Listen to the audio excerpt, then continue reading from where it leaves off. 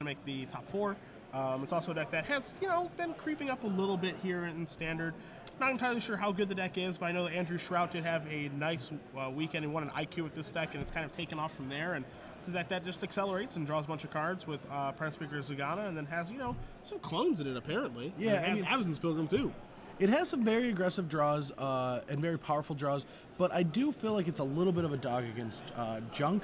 But to be fair, it's in a good matchup against Jund this round with Gerald Orrison.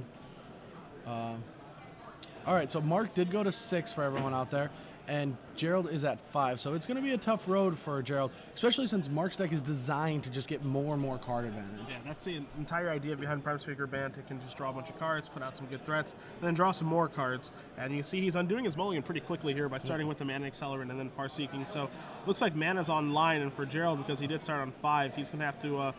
Far Seek would be a good start for him the next turn, but just hit land drops, be able to kill some things, and maybe find Olivia to start taking this game over. Yeah, well, all we have to do is see if Mark is going to have that turn 3 Garrick that the deck is designed to be able to do. We do see a Township, but that doesn't mean much because a Temple or a Breeding Pool could be in his hand, hoping to draw Sun Petal Grove to not take any shock and save his life total instead of having to go down to 16 right away. So the Township usually means there's no lands left, but not when you're dealing with so many shocks in a deck.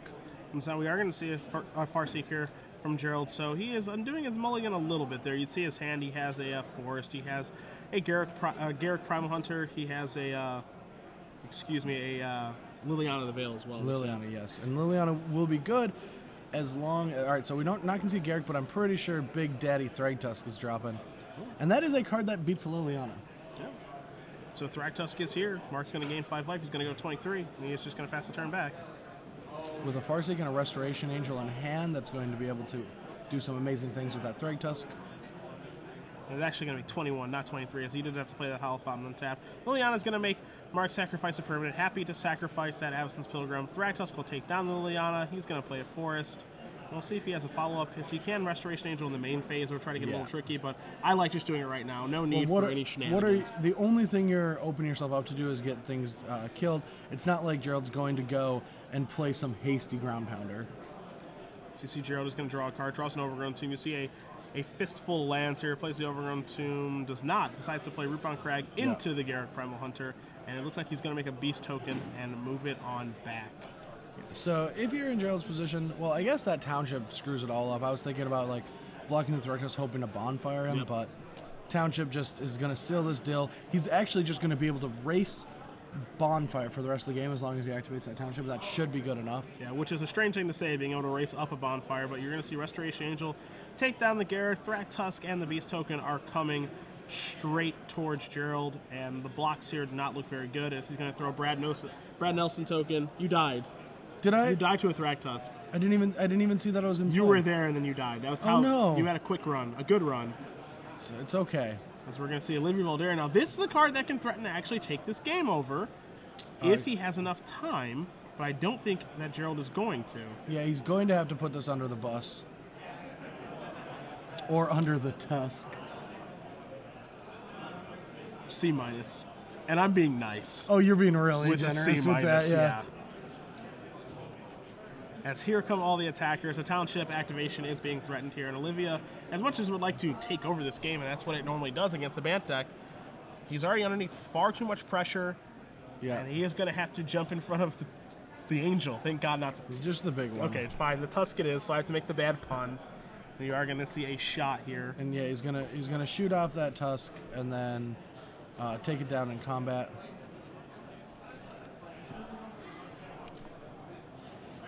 So we will see some things exchanged what is he following up without?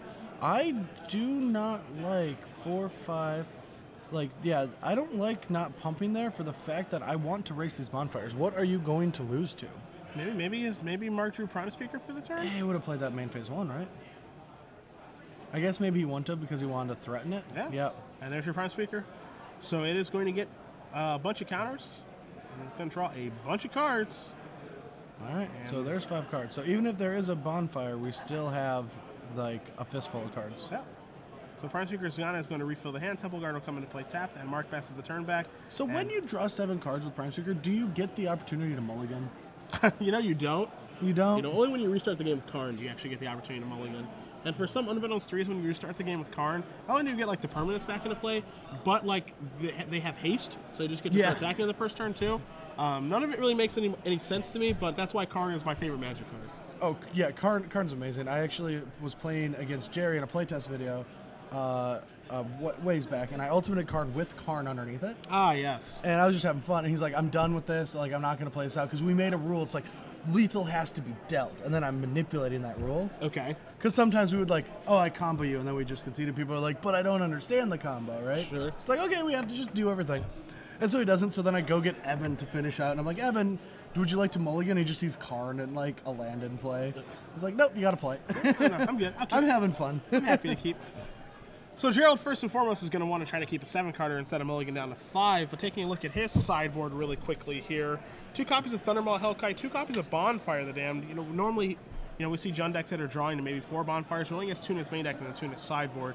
You see an additional copy of Tragic Slip, a Duress, an Appetite for Brains, 2 Slaughter Games, 2 Acidic Slimes, a Rakdos Return, a Staff of Nin and Underworld Connections, and a Deathrite Shaman. The reason I list all of those cards, Brad, is because with the Jund deck, you normally see a very diversified sideboard and what it's trying to accomplish, and you see that here as well. On what what do you want to sideboard in when you're playing? It's like a Prime Speaker BAM deck. Appetite for Brains is one of the best cards in these mid-range matchups, so like that's for sure going to be coming in. I like the Bonfires and the Rakdos Return. Thundermaw's okay, but it's still like is a little underwhelming to me. But there are a lot of like cards that you can get rid of. Like Liliana, I don't think is that great in this matchup. I don't think so either. And so you want to get those out of the deck.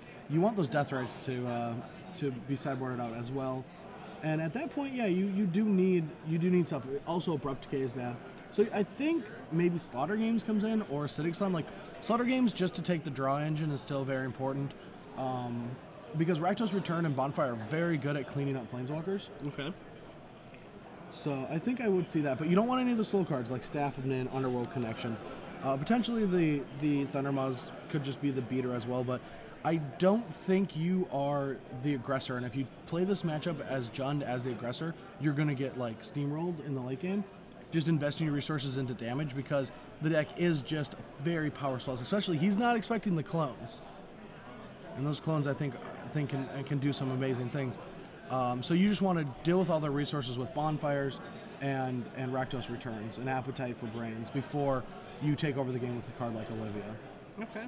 And taking a look at Mark's sideboard here, he has 2 copies of Selesnya Charm, 2 Acidic Slimes, which is a card that we will talk about momentarily here, 3 Memories, or excuse me, Memories Verdict? I think it should be Memories Journey. Yeah, I think that's Memories Journey. 2 copies of Tristani, a Rock's Faith Mana, 3 Centaur Healers, and 2 Supreme Verdict. So, and no cards that really jump out here as cards that are meant to be, for the Jund matchup in particular. Well, I think this is just your best matchup, right? Yeah. Like, I think, if you're Mark, you're probably pretty happy playing against this deck as, he does have efficient threats, he does have Thragtusk, and he has Prime Speaker to kind of refuel and present a threat, so it's playing a dual role there. Yeah, no, I don't think you need to bring in that much. The Selesnya Charms are definitely amazing here. Just making sure Olivia does not do anything. Yeah, and I think that's certainly a big deal as well. Yeah, just the card for Mark that he's most scared of is, as you said, Olivia. In that last game we saw, Gerald did take a mulligan down to 5 and was just a little bit slow getting to Olivia. Yeah. But if he's able to get Olivia early, that's the card that can just take over the game. It's a card that Mark really doesn't have much of an answer for. As we see, both players have kept their 7 cards. And Gerald just has a couple of lands to start here, as Mark does have an Arbor Elf, and we'll see what he's looking to do here on turn 2, which is give the beats. Give the beats. Hopefully there's not a follow-up Elf. If there is a follow-up Elf, I think there's a Bonfire waiting for him. And because he didn't do anything, yeah, I like this Bonfire for 1. Make sure Mark isn't casting his spells. You need to go 1-for-1 on mana resource to stay ahead in this matchup for Gerald. Yeah, Bonfire is a card that you don't normally see people 1-for-1 with, but you can't be too proud to just 1-for-1. So you stay ahead and you do keep the initiative. So your cards like Huntmaster and Thragtusk are actually still good. Ooh, and he missed a land drop and had to pass, and that is never a good feeling. Oh, Mark missed a land drop as well. He doesn't have Avacyn's Pilgrim, and now we see a Blood Crypt off the top, and here's Huntmaster that fell, so turn it around. So big draw there from Gerald. Yeah. So depending on what's in Mark's hand. Attention players, if you signed up for $10 draft number 3, and it's all now we're online. We hit our 5th land. A stream of Thragtusk can come down if he has them. Additionally, How do you feel about Gerald using that Brian and Kibler token instead of a Brad Nelson one for a Wolf? I do that too. About 5 minutes. Oh, really? You can go up the stage right now. All right, so he's, oh wow, he's just passing and letting that flip. Smells like a Restoration Angel to me. Yeah. I still got it. Still got it? After all these years. But he didn't sniff that Restoration Angel out.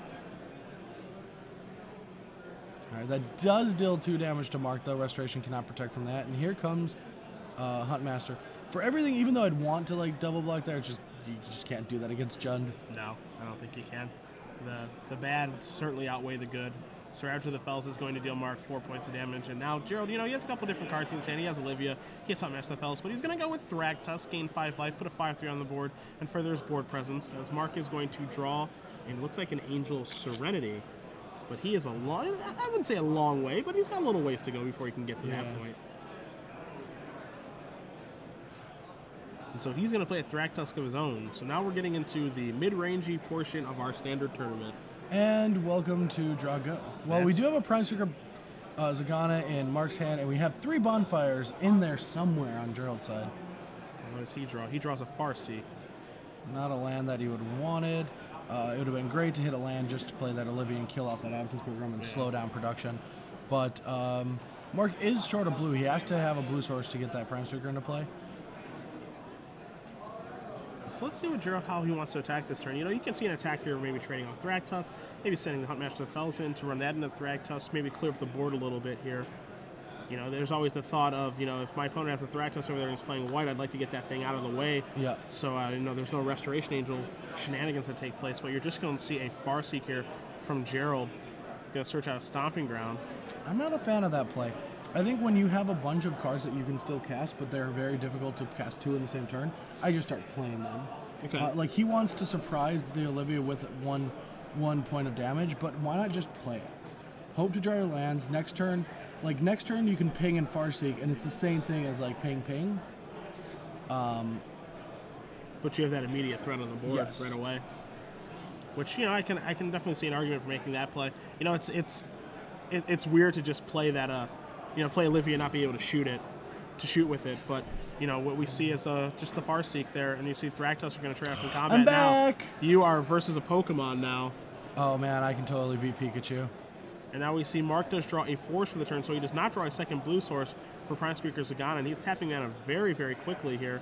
And you're going to see Collective Blessing, a card that we'll bring up on the screen for you guys, making these things huge. Something that tortured everyone in Return to Ravnica Limited. Myself included. Yes, I lost a PTQ to that card. Never enjoyed being on the back end of Collective Blessing. It is just a one-of in Mark's deck, as you're going to see Olivia Voldaren. And again, Brad, we run into a game where Olivia, you know, can't do anything. It can't take over the way that you typically would see it take over against a Bant deck. No. Well, Mark is running out of resources unless he draws a blue source. So I do think that this card has the potential of taking over this game with the Make a Vampire, Still a Vampire ability. You can't do it too many times because there is an Angel and Celestial Charm, so Mark should not be that concerned with that Olivia. Gerald's going to lean on it, and Mark's probably just going to make Gerald very sad. So Collective Blessing, a card I did not think we were going to see today coming in the standard tournament. So worried about Junk Reanimator. Have you ever commentated a single Star City Games Open without being surprised by some innovation? Maybe my first one. Actually, I honestly think just my first one, because it was when we were deep into Delver on Delvermere's, and it was just literally every match that Joey Pascal and I covered, it was Delver versus X the entire day. Like, we couldn't dodge Delver versus X. I think that was the only one. Everyone's like, why are you putting Delver on? It's like, because it's in the first 25 matches. Yeah, we don't have a choice. Do you want to watch X3s? Is that what you want? Yeah, we did not have a choice on what we could feature. Delver was just destroying the format. All right, so did he not ping anything? It looks like we saw one ping, as we see a die on the Restoration Angel. Sure, so looks like we saw one ping on Mark's end step, and so Olivia is ready to threaten to take that, and Gerald's just going to pass the turn here. Blue source, blue source, blue source, he got there. You have a breeding pool. Blue source called for by Brad. Blue source is what's found for Mark. The question, of course, is he going to play that, or is he going to play Angel Serenity and clean this board up? Because he has one of those too. No gamble, no future. Let's just draw some cards. Brad wants to take the Prime Speaker Challenge. Here comes the Beast token from Mark. So I think he just wants to get Gerald tapped down. Like, he can steal the Restoration and block it, and he loses. Like, I don't like this attack. Because if you just steal that Restoration, you get a block with it, and then you Angel. I mean, yes, I agree that he is so ahead in the game, it's not going to matter. As we are going to see a double block here. All right, yeah, just so everyone at home, that Angel, or that Restoration Angel does not have 6 counters. He has 2 Vampire Bites, Yes. 2 Fang Bites. And so now we're going to see the Ravager of the Fells bite the dust on the double block, left with a Brad Nelson Beast token. Nice claw you have on that token. How is that enough? He blocked with Huntmaster. Oh, he blocked 7? Yeah. But that thing was 6. Why is there like less things? Why aren't there other things that are dead? So the Beast token was a 6/6. Yeah. The Ravager of the Fells is a 4/4, and the Beast token's a 3/3. Never mind. That's Yep, why I'm I here. forgot. Yep. I Thank you. I do what I do. And now Angel Serenity is going to kill all of the things. No, what's he targeting? I thought he tapped 3 guys and Thragtusk. So he's So we're going to see some shoots. All right. So Okay, so now we've got it all cleared up here. Yeah, so he's going to leave him with the Beast token. why would he not take the? Oh yeah. Okay. Because he wants, in case the Angel Serenity dies, he will have No, he'll no, get no. his Thragtusk back. Yeah, I'm just making sure like they let the Beast in play. Like, why would you not take the 3/3 over the 2/2? Okay, yeah, so the Wolf token is in play. Yeah. Got it. These Everyone just likes Kibler more than me. it's really what it is. It's personal. It's a personal attack. Yeah, that's just all it is. To clear up the game state for you guys really quickly, you guys do see the red dies on the Angel Serenity and the Restoration Angel. As you see, Gerald's going to play Olivia. Those are the vampire shots from the previous Yeah. Olivia, and then the Brian Kibler token is just a Beast token, or excuse me, a Wolf token from a Huntmaster of the Fells. Yes. And the Prime Speaker Zana about to be cast is going to just be a 9/9. No, it's a 12/12. It will be big and draw far too many cards. Wait, how does it work? Because will it get the boost before it gets the counters? Well, let's bring Prime Speaker up on the screen for you guys so we can take Yeah. a look at it. Because we're going to see an attack here with all of the doofuses. As the Avacyn's Pilgrim is not afraid when it's a 4/4. It would be afraid if it were a 1/1. So it'll get all the counters. It'll get 8 counters. So yeah, it enters the battle with X+1 counters where X is greatest power among. So it's going to get 8 counters, but because of the collective blessing, it's going to draw a card for its original power and toughness. Oh, come on. Don't just kill him.